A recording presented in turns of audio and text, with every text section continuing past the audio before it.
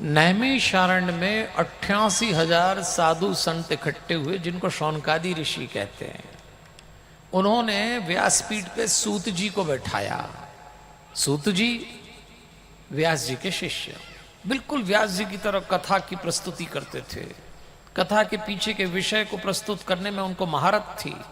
तो सूत जी कहते हैं, जो समस्त शास्त्रों का सार है, ऐसा देवी भागवत मैं आपको सुनाऊंगा दूसरों के कल्याण के लिए।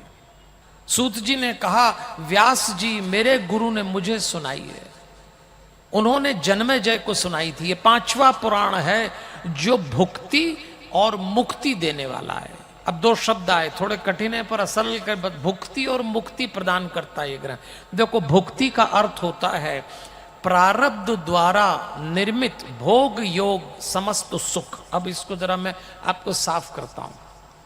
हमारे जीवन में कुछ सुख आते हैं, हम कुछ ना करें तो भी आते हैं, और हमारे जीवन में कुछ दुख आते हैं, हम कुछ न करें तो भी चले आते हैं। ये कहां से आते हैं? ये प्रारब्ध से आते हैं। अब प्रारब्ध शब्द आया है। प्रारब्ध का अर्थ होता है, हम हिंदू लोग हैं तो हम लोग पुनर्जन्म में विश्वास रखते हैं। तो पिछले जन्म में जो भी हमने क्रियाकलाप किए होंगे वो इस जन्म में प्रारब्ध बन के आ जाते हैं। अच्छे किए होंगे तो अच्छे, बुरे तो बुरा। आप लोग अकाउंट्स की भाषा में इसको कैरिड ओवर करना लिखते हैं। कैरिड ओवर, पिछला इस बार आ गया।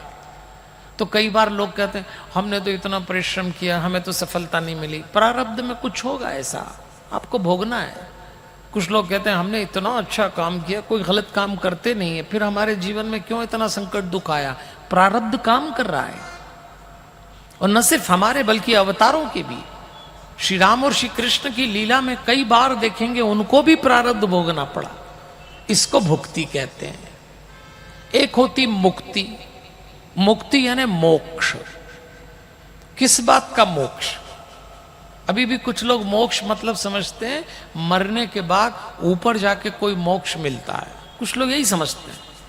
पहली बात तो कई लोग तो यही समझते हैं कि कथा सुनो तो स्वर्ग मिल जाता है। तो ऐसा हो जाता है क्या? आप लोगों को मिल जाएगा? कथा के बारे में भी नहीं मालूम है।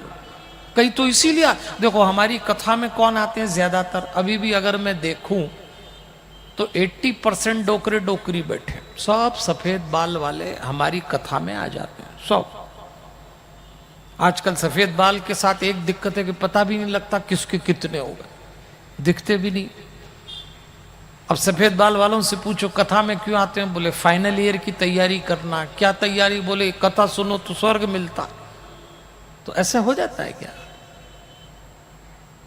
देखिए, किसी कथा से न तो कोई पुण्य बढ़ता है न कोई पाप कटता है। दुनिया में 2 बीज ऐसे हैं जिनकी भ्रूण हत्या नहीं होती। पाप बोएंगे पाप उगेगा, पुण्य बोएंगे पुण्य उगेगा। कथा से सत्कर्म बढ़ते हैं। मोक्ष का मतलब जीते जी दुर्गुणों से मुक्ति। मोक्ष का मतलब उदासी से मुक्ति। मोक्ष का मतलब चिंता मुक्त होकर कथा सुने। मोक्ष का मतलब भक्त को कभी उदास नहीं होना चाहिए। तो ये ग्रंथ आपको भुक्ति और मुक्ति देने वाला है।